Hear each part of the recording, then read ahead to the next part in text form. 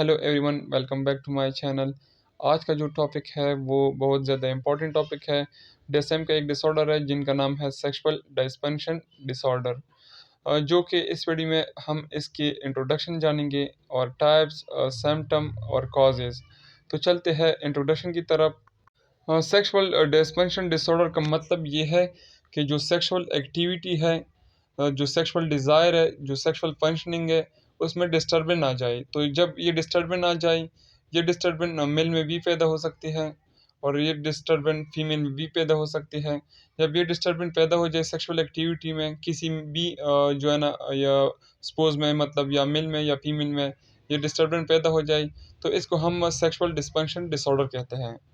और इस डिसऑर्डर का जो ड्यूरेशन है, मतलब जो सिम्टम है, मसलसल अगर 6 मंथ एक इंसान में रहे तो इसको हम फिर डायग्नोस करते हैं कि ये सेक्सुअल डिसऑर्डर में मुब्तला है। अब हम बात करते हैं टाइप्स ऑफ सेक्सुअल डिसऑर्डर की। तो इसके जो मेन 4 टाइप है वो है डिज़ायर डिसफंक्शन, एरोजल डिसफंक्शन और ऑर्गेज़म डिसऑर्डर और पेन डिसऑर्डर। नंबर वन जो है डिज़ायर डिस्फंक्शन डिसऑर्डर। ये जो डिसऑर्डर है इसमें जो सेक्स की जो ख्वाहिशात हैं इंसान में ख़त्म हो जाती है। ये जो सेक्स की ख्वाहिशात है जब ये ख़त्म हो जाती है, मुसलसल मतलब कोई इंटरेस्ट नहीं रहता सेक्स की एक्टिविटी में, तो इसको हम फिर जो कहते हैं डिज़ायर डिस्फंक्शन डिसऑर्डर। ये मेल में भी होते हैं और फीमेल में भी होते हैं। इसके बाद जो दूसरी नंबर पे है वो है एरोसल डिस्फंक्शन डिसऑर्डर। ये जो डिसऑर्डर है इसमें इंसान की जो सेक्स के टाइम जो एक्साइटमेंट है वो बिल्कुल ख़त्म होती है, मतलब वो सेक्स करके भी उसको एक्साइटमेंट नहीं होती। हाँ, इसके बाद जो है वो है ऑर्गेज़म डिसऑर्डर। ऑर्गेज़म डिसऑर्डर जो है ये बिल्कुल ज़्यादातर अगर हम बात करें तो ये मेल में है, फीमेल की निस्बत ये मेल में ज़्यादा है ये डिसऑर्डर।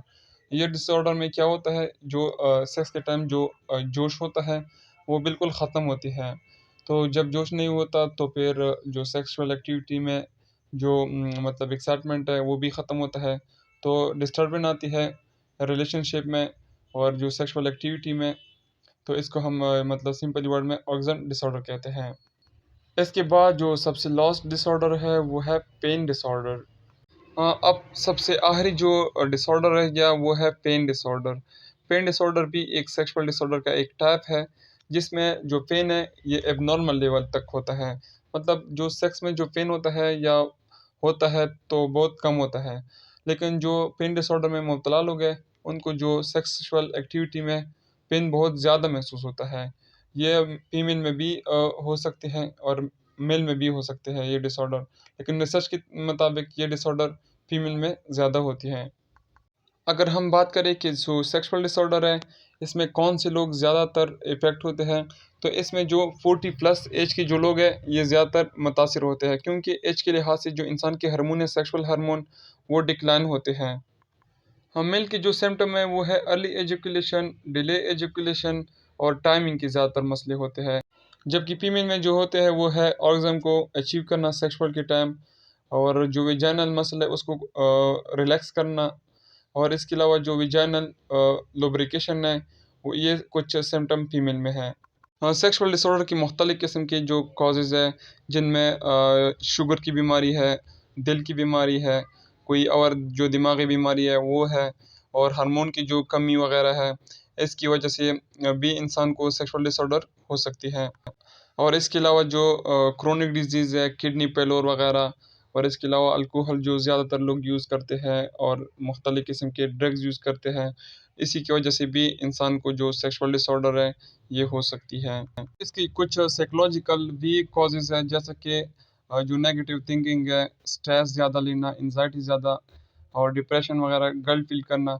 इसी की वजह से फिर इंसान को जो सेक्सुअल एक्टिविटी है इसमें इंटरेस्ट और एक्साइटमेंट वगैरह ख़त्म होती है और इंसान को जो सेक्सुअल जैसी डिसऑर्डर लाहक हो सकती है। हाँ, अब हम लास्ट में जो बात करते हैं वो ट्रीटमेंट की। इसकी जो ट्रीटमेंट है वो मेडिकेशन के थ्रू भी हो सकते हैं, और इसकी जो ट्रीटमेंट है मैकेनिकल एड्स के थ्रू भी हो सकते हैं। मेडिकेशन में मुख्तलिफ़ किस्म के अद्वियात और गोली वगैरह आपको मेडिकल से मिलते हैं, तो उसकी वजह से आपकी जो हार्मोन कमी है और कुछ मतलब जो केमिकल है जो सेक्सुअल एक्टिविटी के लिए ज़रूरत है, तो वो पूरी हो सकती है मेडिकेशन के थ्रू। जबकि मैकेनिकल एड्स में जो है कुछ ऐसे मैकेनिकल चीज़ें हैं जिनके थ्रू आपकी जो रेक्टाइल वगैरह फंक्शनिंग है, अर्ली एजुकेशन है, ये कंट्रोल हो सकती हैं किसी हद तक। जैसे कि वैक्यूम डिवाइस है और फिनाइल इम्प्लांट है, ये कुछ डिवाइस है जो सेक्सुअल एक्टिविटी की जो डिस्फंक्शन पार्ट है उसको ठीक कर सकते हैं।